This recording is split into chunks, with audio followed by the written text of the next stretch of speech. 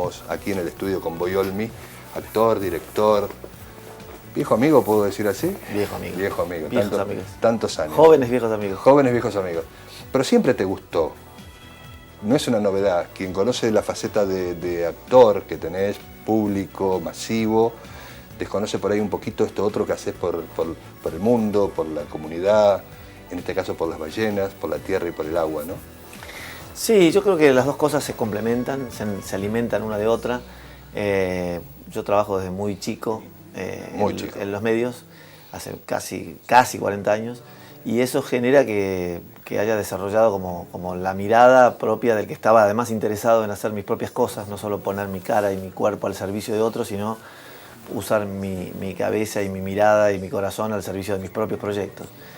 Y eso hace que desde hace muchísimo tiempo genere además piezas mías, de las cuales incluso con vos nos cruzamos en algunas hace muchísimos años. Así es. Y eso va creciendo y va tomando distintas formas.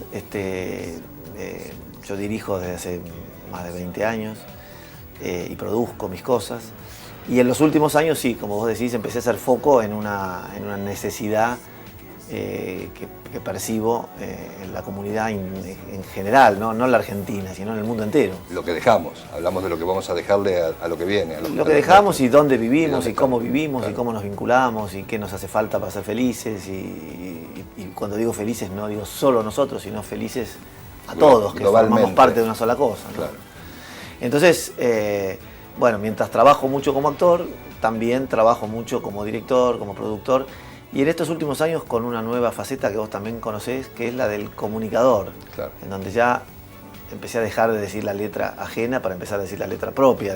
A decir lo que uno mismo escribe y uno mismo piensa. Claro, ¿no? ¿De qué te interesa hablar? Claro. ¿Qué preguntas te haces más profundamente? También tiene que ver seguramente esto con ser padres y futuros abuelos y pensar en que la vida es algo que excede nuestro propio marco, ¿no?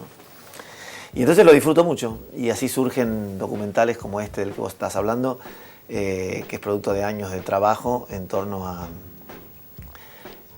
bueno, en este caso particular, a dos leyendas vivas de la conservación del planeta y al planeta mismo como protagonista, ¿no? Hablas de orangutanes y ballenas en dos continentes distintos, con una historia que tiene que ver con la Patagonia Argentina, y este documental que hiciste fue rodado en la Patagonia Argentina, más precisamente en Península Valdés. Sí, bueno, originalmente son chimpancés y ballenas. Ahí está. Cabe la aclaración porque Perdón la diferencia. Dentro de los primates bien lo suyo. Hay muchos grupos, pero se trata de dos personajes que empezaron ocupándose de los chimpancés y de las ballenas y que hoy se ocupan de la biodiversidad de la tierra y del agua, respectivamente. Claro. Jane Goodall y Roger Payne son dos referentes históricos de los últimos 50 años, en donde ella empezó en la selva de Tanzania, en Gombe, hace 50 años, yéndose a vivir muy joven.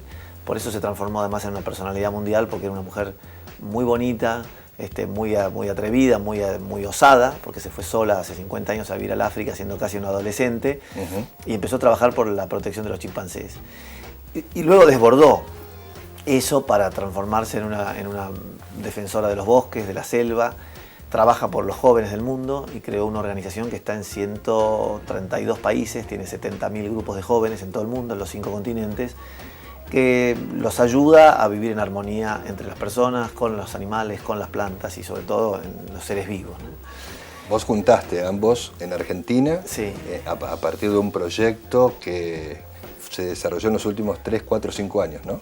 Sí, bueno, él, Roger Payne, es quien descubrió, entre otras cosas, el canto de las ballenas. Claro. Es la autoridad, te diría, máxima en cetáceos en el mundo y ahora, por extensión, también en lo que es el cuidado y la protección de los mares, ¿no? Lo que tiene que ver con la calidad de las aguas, la contaminación de los mares, que pone en peligro la vida en la tierra también, porque lo que él explica muy claramente en la película es que lo que ocurre en el océano afecta a la tierra y lo que ocurre en la tierra afecta al océano, es decir, el ecosistema es uno solo en realidad.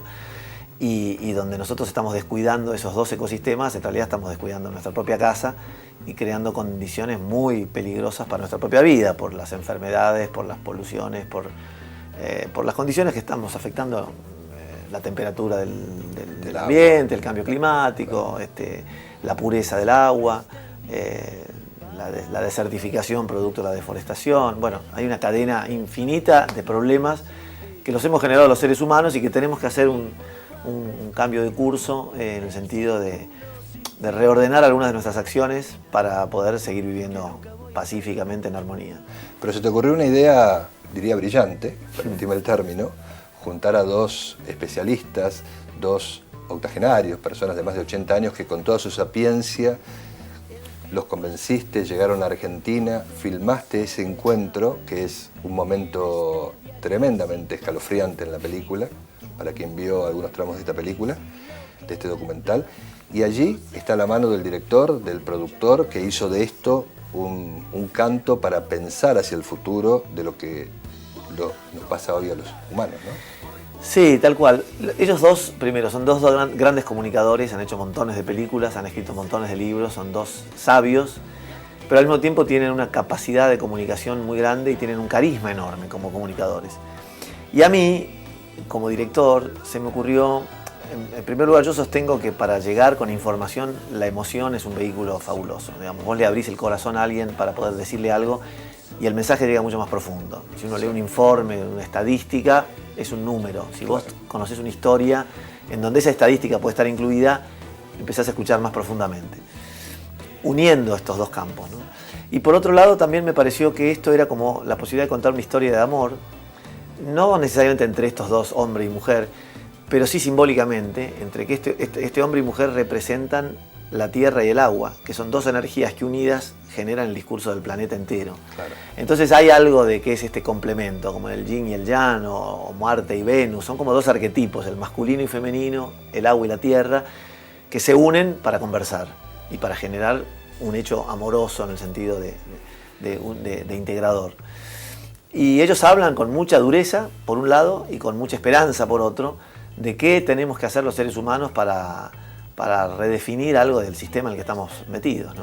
Él le pregunta a ella qué es lo que haces tú por este planeta, ¿no? ¿Qué es lo que haces? Cuando hacen el diagnóstico del mundo, digo, él le pregunta a ella qué es lo que estás haciendo. ¿Y vos qué haces? Sí. ¿Qué es lo que haces con todo lo que ya hizo y con todo lo que falta por hacer, ¿no? Es un momento también muy tremendo en la película porque quienes lo han hecho casi todo, han dado casi toda su vida y seguramente lo que les reste de vida, todavía se preguntan ¿qué tenemos que hacer? ¿Qué tenemos que hacer? Bueno, ellos siguen trabajando, claro, y eso es lo que les da una juventud que no tienen edad, de alguna manera tienen los dos 80 años. Cuando yo les propuse que se juntaran para hacer esta película, ellos accedieron fascinados porque los dos se habían admirado toda su vida y nunca se habían encontrado.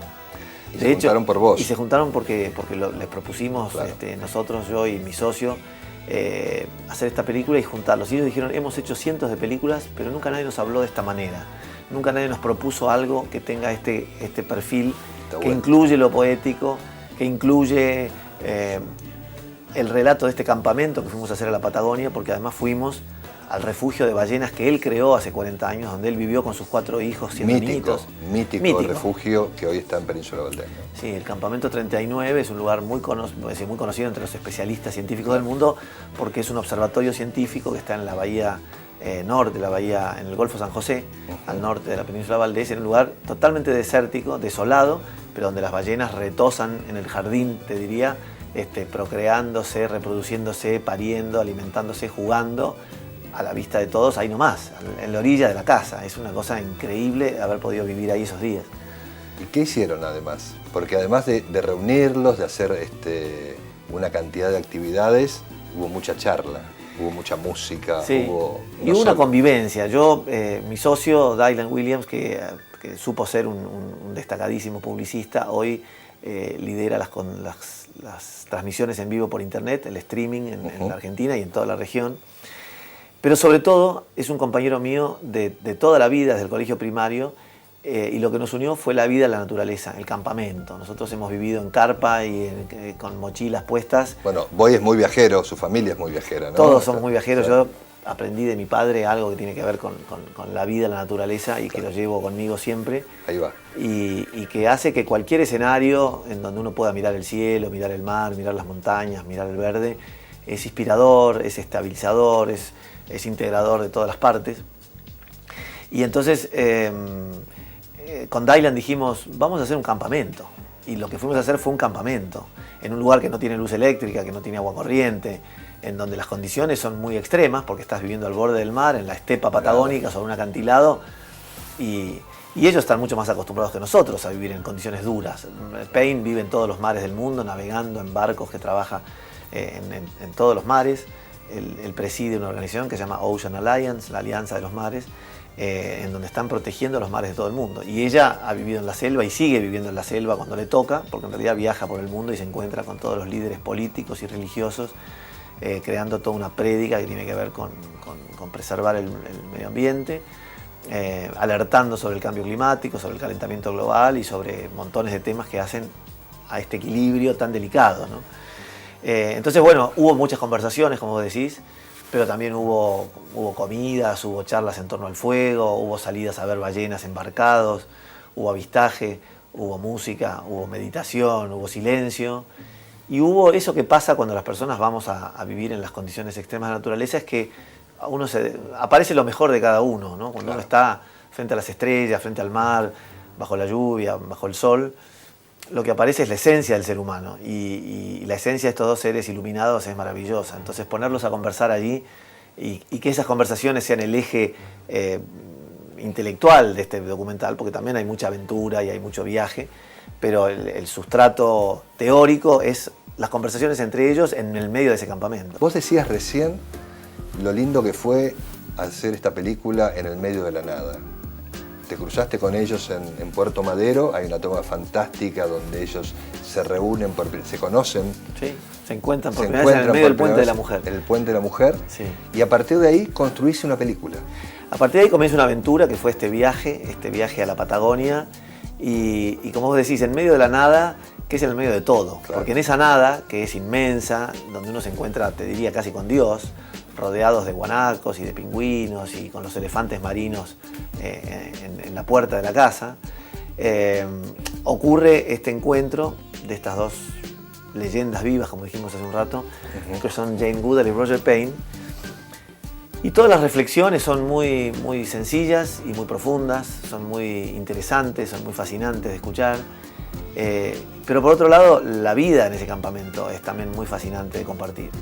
Y entonces las salidas a navegar, a ver las ballenas, las caminatas por la estepa, momentos en donde él de golpe con un violonchelo que le llevamos de sorpresa porque él tocaba el violonchelo, él ejemplifica cómo son la composición complejísima de las canciones de las ballenas, que se las van pasando de año a año, agregando estrofas, corrigiendo modulaciones. Es decir, que las ballenas tienen una inteligencia que se aprecia en estas canciones que van repitiendo año tras año y las van complejizando, manteniendo la melodía y pasándolas por tradición casi oral, digamos oral, o musical o sonora. Claro. Es muy fascinante. Y ella, a su vez, replicando los sonidos de los chimpancés, ¿no? Con los sonidos de los chimpancés, con los hábitos de los chimpancés y con lo que tiene que ver con el conocimiento que los animales nos dan sobre convivencia, sobre liderazgo, sobre formas de vincularnos. Es decir, hay un conocimiento muy grande que ellos tienen